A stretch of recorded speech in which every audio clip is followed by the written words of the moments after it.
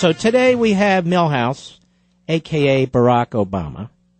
Today we have Milhouse telling us we need to hurry up again. Another hurry up moment. And we need to be able to hurry up and shut down companies before they shut themselves down.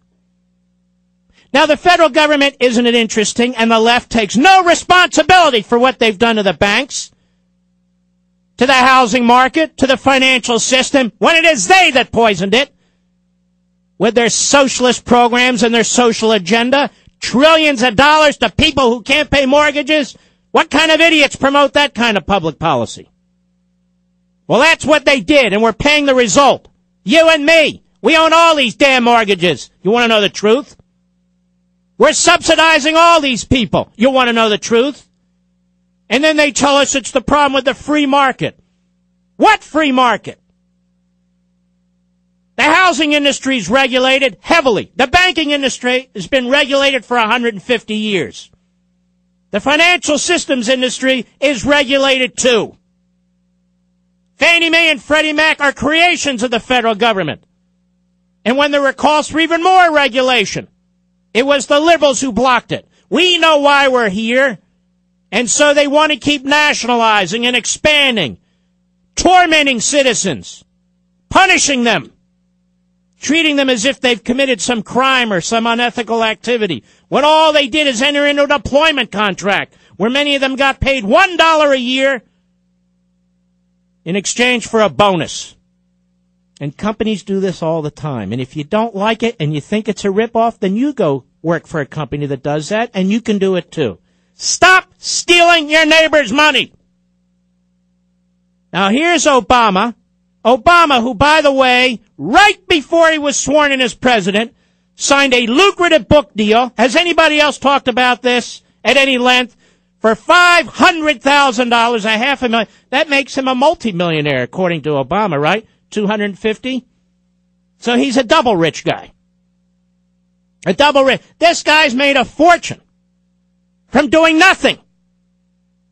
So he already gets a $500 advance to skirt the ethics rules, the same thing he did before he entered the Senate, got an advance to write books, to skirt the ethics rules, so he could put the money in the bank, and by the way, pay the tax rate under the Bush tax cuts, not under the Obama tax rates.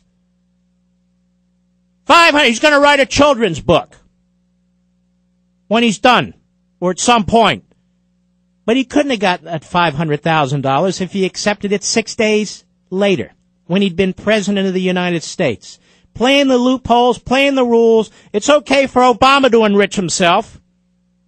It's okay for Obama to pay the Bush tax cut rates. But everybody else, screw you.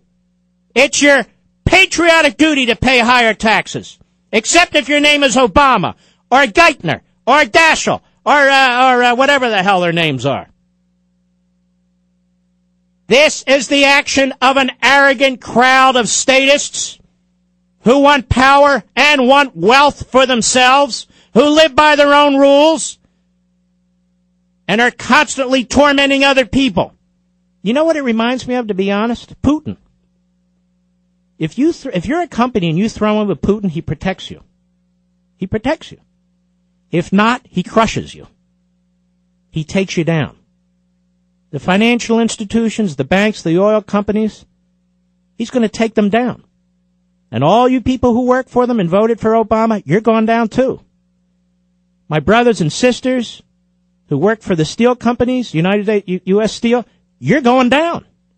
Because they're about to do something, and I'll explain it in a moment, that's going to destroy your jobs. Pensions, health care, everything. You truckers out there, they're aiming for you. They're aiming for anybody who works for any industry. And they're deadly serious about it. And it'll be too late. I don't understand why people vote for their own demise. God's honest truth, I don't understand why they vote for their own demise. Let's get cut one. This is Obama today. Let's listen. Go. Right now, we do not have resolution authority for a non-bank institution like AIG that is comparable to what we have for banks that get into trouble using the FDIC. And in the absence of that capacity, you end up with the situation that we've been in, a systemic or an institution that poses systemic risks to the system, but a lack of capacity. That's enough. I don't like a guy who drones on who's absolutely illiterate about what he's trying to mumble. AIG is a conglomerate of different enterprises, really. It's involved in many, many different things, including insurance and so forth. If Obama or any president or any Treasury Secretary has the power to nationalize an entity as a matter of regulatory power because he thinks it's going under, it is a disaster. It's over. It's over. And how do they make this determination anyway? We're going to have a bunch of federal Treasury agencies hanging out at every corporation? And how are we going to limit it once this egg is broken to the financial industry? How are we going to limit it to bailed out companies? We're not. They're throwing this door wide open, and we'll never be able to slam it shut. They're creating precedent after precedent. As I said the other day, the status has no limits. He's thrown the Constitution out. So what are the limits? The limits are whatever he says they are. That's a pretty dangerous route, don't you think?